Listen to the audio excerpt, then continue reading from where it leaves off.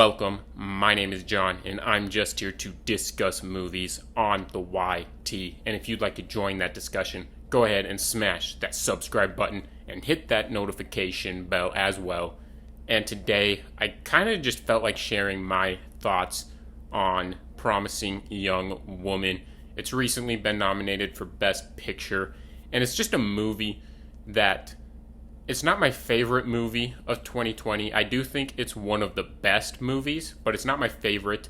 But it's a movie that I find myself having something that I just have to kind of get out there about in terms of talking about it.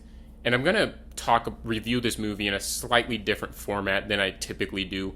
I typically do an AVS review format where it's like action if applicable, action if applicable, acting, then visuals, and then story and sound. This time, I'm going to switch it up. I'm going to do acting, story, and style, and I know what that spells out, and that is in no way a reflection of my opinion of this movie. It's just simply an honest-to-God coincidence that it spells out ass. But nonetheless, let's get started. So in Promising Young Woman, you have this woman who gets almost blackout drunk or pretends to be blackout drunk. She doesn't actually get blackout drunk. And then guys will take advantage of her, and then when she gets into their apartment, she basically makes them pay for it. And it's a great concept. And so getting into the acting and the characters, I thought the characters were actually pretty good. And Carey Mulligan gives a fantastic performance, a magnificent performance, easily deserving of a Best Actress nomination. But the rest of the acting I thought was pretty mediocre. I love Clancy Brown, and you had some nice people in there like Allison Brie. But overall, it just felt a little mediocre to me in terms of the surrounding cast. None of them felt entirely convincing. They felt serviceable enough, but I wasn't entirely blown away by any of them either. And now the story and writing. It is by far my favorite screenplay of 2020. I think the story is magnificent. I thought the writing was amazing, and I just really did enjoy the story. And now the style. This is the main reason I wanted to make this video. I threw in those other two segments to share my thoughts on them because I really do think this is an amazingly made movie overall. But I wanted to get into the style here. This is the reason I made this video, like I said.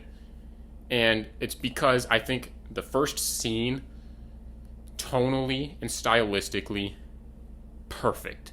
I think everything after she gets the phone with the video is tonally and stylistically perfect. You have the toxic song, you have the stuff in the cabin, you have the whole text messaging thing at the end, which I think is perfect. But everything in between the opening scene and the point where she gets the phone from Allison Brie feels like it's not wanting to commit to the style of the movie.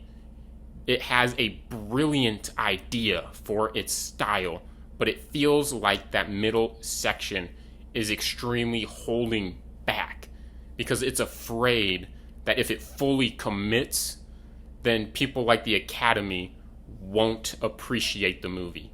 And I'm not saying that's what happened, I'm just saying that's what it feels like to me.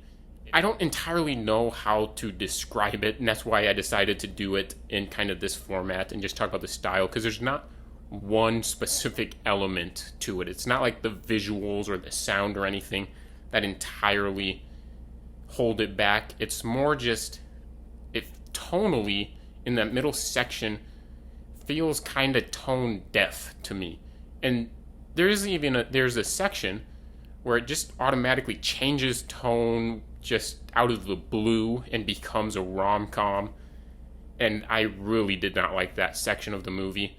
So overall, I think Promising Young Woman is one of the best movies of 2020, definitely deserving of a Best Picture nomination, but I don't think it is the best movie of 2020. I even think there are a couple other movies that didn't get the recognition from the Academy that, in my opinion, tackle similar subject matter, maybe not exactly the same, but similar subject matter, that I actually would say are better. But nonetheless, I still think it's an amazingly made movie that deserves a 4.5, but it will always be a frustrating movie for me simply because it's one of those movies that I can feel that it's so close to being one of the greatest movies of all time.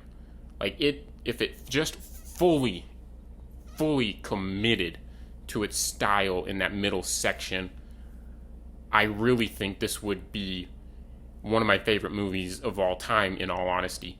Go ahead and share your thoughts in the comment section down below.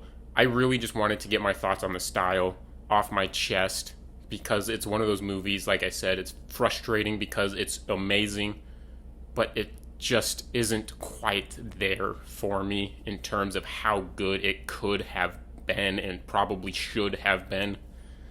But if you enjoyed this video, go ahead and smash that thumbs up icon, smash that subscribe button, and hit that notification bell as well to stay up to date on my channel, and I will return next time when I see you again.